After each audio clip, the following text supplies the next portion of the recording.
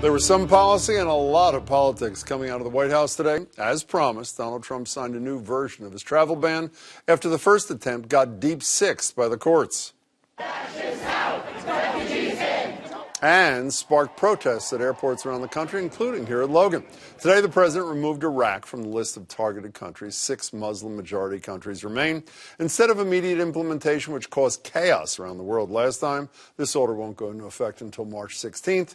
And tens of thousands of legal permanent residents, those holding green cards, will not be affected by the travel ban. Finally, all refugee programs will be suspended for 120 days. The first order was tougher on those trying to get here from Syria.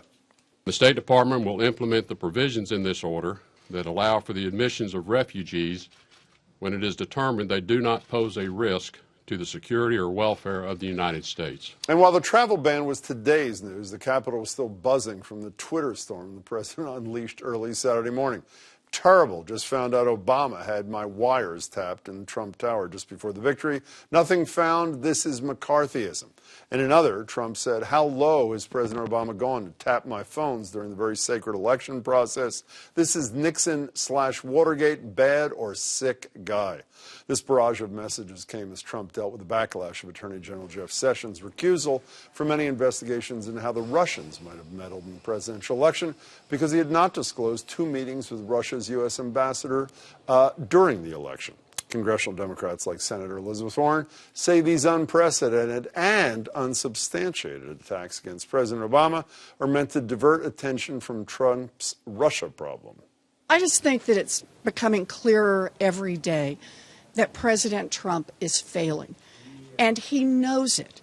And that's what these wild allegations are about. He's trying to find a way to distract the press and to distract the American people. I don't think we should help him get away with that. A new poll by CNN found that 65% of those asked would like to see a special prosecutor investigate contacts between Trump officials in Russia. Only 32% want Congress to do it. And 55% now say they're at least somewhat concerned by reports of contact between people working for Trump and the Russians. Joining me for more on this and the revised travel ban are Lila Alphonse. She's managing editor at U.S. News and World Report. Hey there. Hey. Dante Ramos, editor of the Boston Globe's Ideas section. Hello to you, Dante. And freelance journalist Joanna Weiss. Joanna, good to see you, too. So the concept is still very objectionable to some.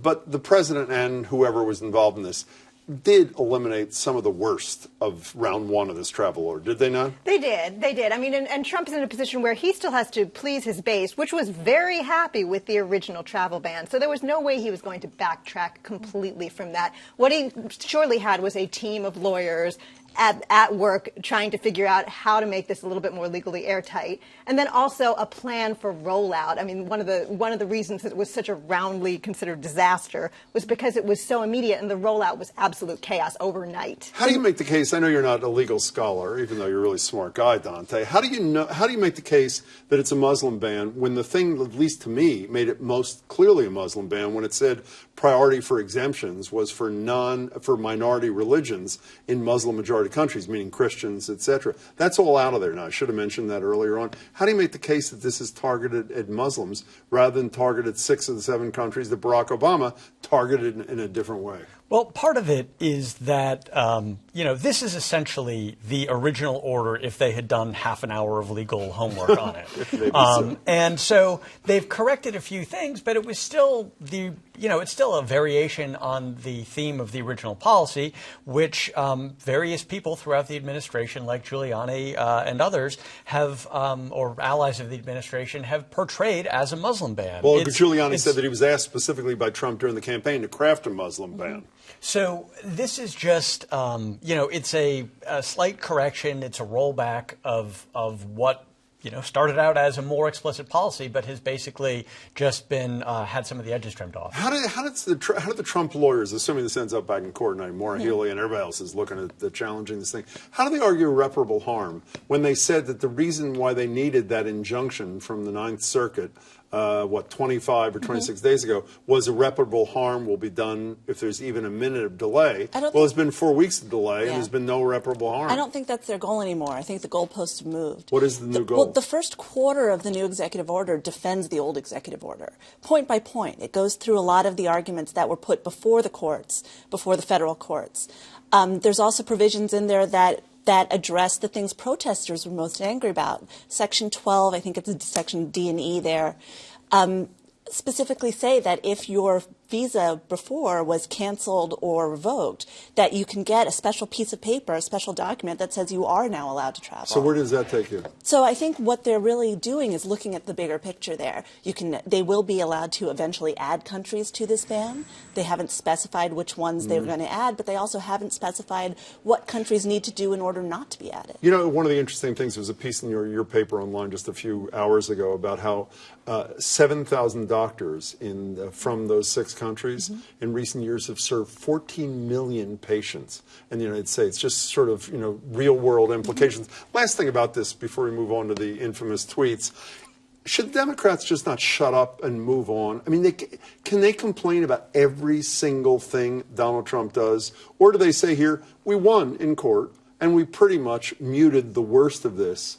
We'll complain, but we'll move on to not more important things, but to other things. I mean, this is the challenge for Democrats and throughout the entire Trump administration is what do you focus on? And what do you focus on that's, conservative policy that you just disagree with policy-wise versus things that are threats to democracy. So where does this fit now? I think it's moved a little bit farther toward policy and away from threat to democracy. So, yeah, maybe they want to move You okay on. with that point of view, either of you? I would say that they're going to push back against every single thing. This is something where they could it's a boy who cried wolf, is it not They at could some consider point? this more of a win because this new one does address a lot of the concerns they had with the first one. Want to be unanimous or no? No, look, I think substantively, if the doctors that you're describing are subject to these types of orders, you would want immigration advocates at least and Democratic politicians, I guess, to support this new one does exclude people who are here for professional reasons, for diplomatic reasons. It allows them to get waivers on a case, not just on a case-by-case basis, but it now excludes big categories that were included in the first ban. So they tried to address some of that. Can we move to the tweets? I haven't checked the news in the last hour. No substantiation in the last hour. Is that a safe assumption? No, and here's the weird thing about that. He's the president. He could read the warrant. I mean, you assume, but if did you see what the former head of the CIA told Morning Joe yesterday? He could actually have called the acting director of national intelligence, the director of the FBI, and asked them if any of this stuff was true. So if he had the evidence, then you have the evidence. You don't need to tell Congress to look for evidence you already have. My sense is this all came from Mark Levin, who's this lunatic talk show host. Here's a little bit of Levin Thursday night. Everybody's missing the point. The incredible scandal here is the Obama administration was investigating top officials in the Trump campaign, maybe even Trump himself. What we need to find out here, ladies and gentlemen, is what the Obama administration and the government agencies under the Obama administration was doing during the course of this election. So, Dante, I have a question for... I'm sorry, I got caught up in the Mark Levin thing for a second. I'm sorry. So, assuming that this is Levin and then in Breitbart the next day, and there's been no U.S. newspaper, from what I understand, a media outlet that confirmed any of this stuff, Congress has agreed, the Republicans agreed to include it in their investigation of the Russia-Trump connections. In 3 months, we find out there was no there. Does Donald Trump pay a price, or is this just another day in the life and times of Donald Trump? I hate to say this. I think it's just one more turn of the wheel. Even when you're accusing your predecessor, the President of the United States, of something like he's accusing That's how he started his political career, by accusing... the Kenyan thing. By the Kenyan, the But he wasn't thing. president then. He was a candidate, one of 17. But this is this is his political go-to. It always has been. It's how he first got into the political spotlight, has been by accusing Obama of things that are unsubstantiated. You were about to say no price. Do you think there's a price? I mean, is that not where you were going? There's no price. How many times has he done something and the media said, oh, he's gone too far this time? No, there's no price. I mean, and this is, we talked a little bit last week about delegitimizing the press and the concern about that, because here's what happens. He can tweet anything he wants. He always does. If he sows enough doubt about the mainstream media that people don't trust the fact-checking and facts don't matter, he can plant any idea he wants. You only have 2 minutes. I want to stay on the press for just a couple of seconds since you brought... I noticed this weekend, I did a lot of checking almost all the cable networks. Anchors were clearly instructed by their bosses to be much more aggressive in their questioning. If you were a Trump supporter or someone who even raised any doubt about that these are phony allegations, you were interrupted 6 seconds in. Is that what we should be doing? Or should we let essentially the people sitting there respond rather than us becoming... I mean, they really became partisans in this thing this weekend. No, and I think it's tough because you want to look like you're a fair player. You don't want to feed into this idea that he has sown that the media is completely so you do biased become against a partisan, him. essentially. I would resist the use of the term partisan for that role. Look, you were trying to be a fact finder or a determiner of truth, and if we're going to call that role, doing that as partisan, I think that's a shame. So, so many people, you see the headline of the Daily News on Saturday, nuts in capital letters. Is one thing the press has controlled itself, restrained itself to some major degree, is questioning the state of mind of the President of the United States. Yeah. Are we about to enter that zone, or is that still the one place I don't we think don't you go? can. If you question the state of mind, then you give an excuse. It's not that he knows it's wrong and is doing it anyway. It's just he can't help it. His mind's not there. 15 seconds, both of you. How about you? Look, I think examining the personality of the president, if you want to call it state of mind, I think there's those two end up being the same thing, personality, state of mind. So I think it's fair game. How about health? His As in health, mental health. his mental health. I don't know. I feel like a lot of media outlets have towed the line nicely, saying without any substantiation and just sow the doubt that way. I would continue to follow that track. Fair enough, Lila. Thanks so Nice much. to see you. Tante, great to see you as to see you. always. Joanna. Thanks, Well, Jim. All three of you.